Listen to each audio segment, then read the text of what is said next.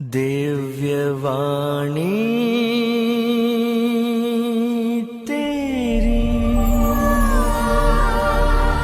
अमृतवाणी प्रभु। दिव्यवाणी तेरी अमृतवाणी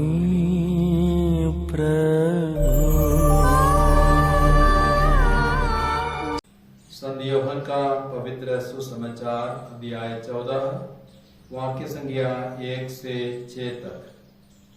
तुम्हारा जी घबराए नहीं, ईश्वर में विश्वास करो और मुझ में भी विश्वास करो।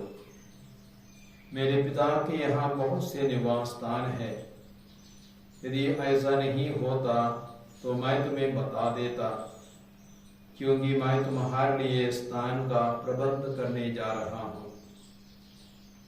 मैं वहां जाकर तुम्हारे लिए स्थान का प्रबंध करने के बाद फिर आऊंगा और तुम्हें अपने यहाँ ले जाऊंगा, जिसे जहां मैं हूँ वहां तुम भी रहो।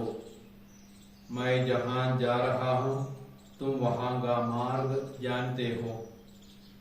थॉमस ने उनसे कहा, प्रभु, हम यह भी नहीं जानते कि आप कहाँ जा रहे हैं, तो वहां का मार्ग कैसे जान सकते हैं? ईसा ने उससे कहा, मार्ग, सत्य और जीवन मैं हूं। जो मुझसे होकर गए बिना कोई पिता के पास नहीं आ सकता।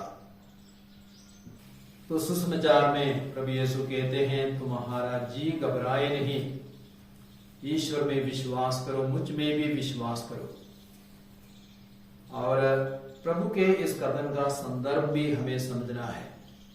प्रभु यीशु शिष्यों से विदा ले रहे थे और यूहन्ना का सुसमाचार अध्याय 13-33 पढ़ेंगे। वहां पे प्रभु यीशु कहते हैं, बच्चों, मैं थोड़े समय तक तुम्हारे साथ हूं, उसके बाद मैं तुमसे विदा हो रहा हूं। जहां मैं जा रहा हूं वहां तुम अभी नहीं आ सकते हो, बाद में तुम आओगे। तो शिष्य बहुत ही भयभीत हो गए, घबरा गए।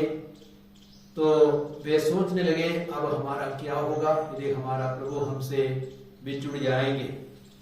तो उस संदर्भ में प्रभु यीशु कहते हैं, तुम्हारा जी घबराए नहीं, ईश्वर में विश्वास करो, मुझ में भी विश्वास करो। तो सभी प्रकार के डर, भय, घबराहट का जवाब क्या है? विश्वास। हमें विश्वास में और दृढ़ बनना है, विश्वास में और मजबूत बनना है। और यदि तुम्हारा विश्वास दृढ़ नहीं है तो तुम दृढ़ नहीं होगे। इसायास के ग्रंथ अध्याय 7 वाक्य 9 में वचन कहता है, यदि तुम दृढ़ नहीं रहोगे, यदि तुम्हारा विश्वास दृढ़ नहीं है तो तुम दृढ़ नहीं होंगे।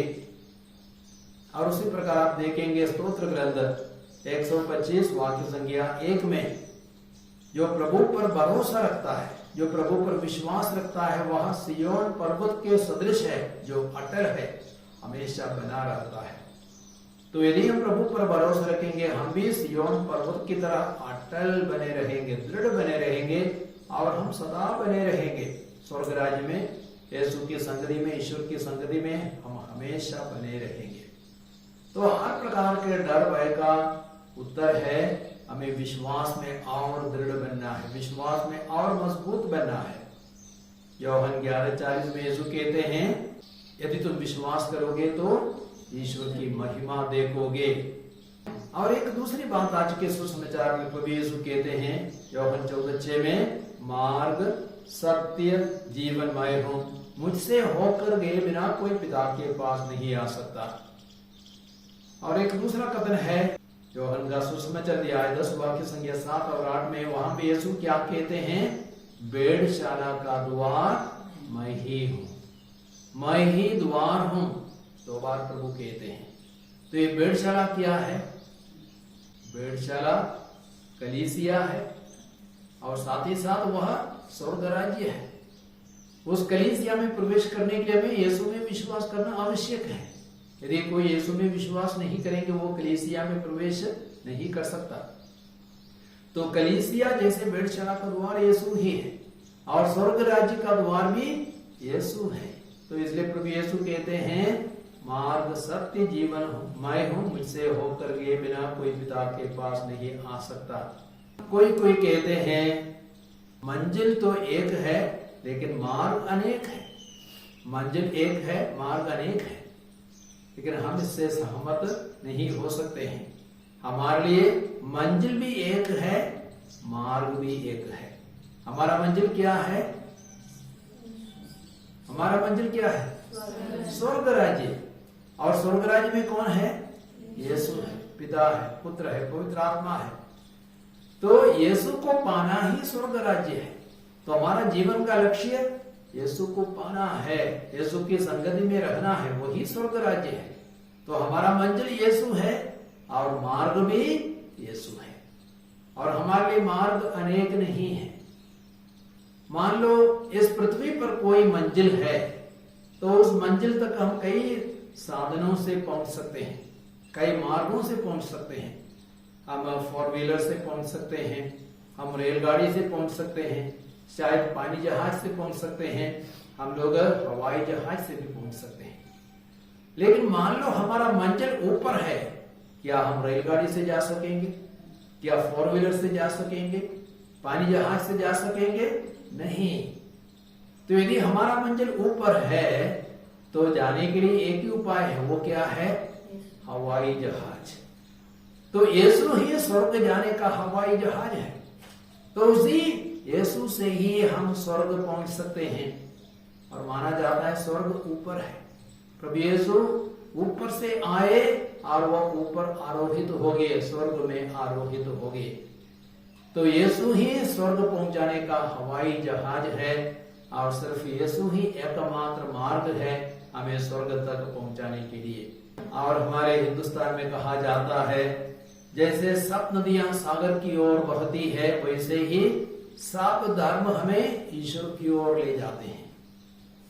लेकिन इस कथन को चुनौती देने की आवश्यकता है। क्या 7 नदियां सागर की ओर पहुंचाती है, सागर तक पहुंचती है? कुछ ऐसी नदियां हैं जो सागर तक नहीं पहुंचती है। हमारे देश में भी एक नगर के बारे में मैंने पता लगाया, एक नदी के बारे में मैंने पता लगाया जिसका नाम है लूनी नदी। उसका दूसरा नाम है सागरमती, जो गुजरात राजस्थान में बहती है। और वह नदी सागर तक नहीं पहुंचती, समुद्र तक नहीं पहुंचती। अन्य कुछ नदियां हैं जैसे माना जाता है ओकावांगो नदी साउथ अफ्रीका में है और वह सागर तक नहीं पहुंचती है। और चारी नदी जो अफ्रीका में है वो भी सागर तक नहीं पहुंचती है। चाइना में एक नदी है येलो रिवर, सागर तक नहीं पहुंचती है। और अमू दारिया सेंट्रल एशिया में है, वह सागर तक नहीं पहुंचती है। यूफ्रेटस और तिग्रिस मिडिल ईस्ट में है, सागर तक नहीं पहुंचती है। वे मरुभूमि में ही सूख जाती है या खत्म हो जाती है। तो 7 नदियां सागर तक नहीं पहुंचती है। वैसे ही इस झूठी आशा में ना रहे कि सब रिलीजियन, सब धर्म हमें ईश्वर तक पहुंचाएंगे। कोई धर्म है जो एकमात्र सच्चे ईश्वर को नहीं मानते हैं लेकिन सैकड़ों, हजारों, करोड़ों देवी देवताओं को मानते हैं। कोई धर्म है जो मारकाट में विश्वास करता है। कई ऐसे धर्म है जो इंसान की पूजा करते हैं, जीव जंतुओं की पूजा करते हैं। वे स्वर्ग राज्य तक हमें नहीं पहुंचाएंगे।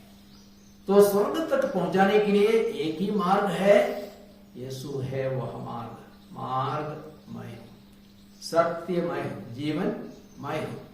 और प्रेरित चरित्र अध्याय 4:12 में स्पष्ट रूप से संत पेतरुस पवित्र आत्मा से परिपूर्ण होकर के कहते हैं किसी दूसरे व्यक्ति के द्वारा मुक्ति नहीं मिल सकती।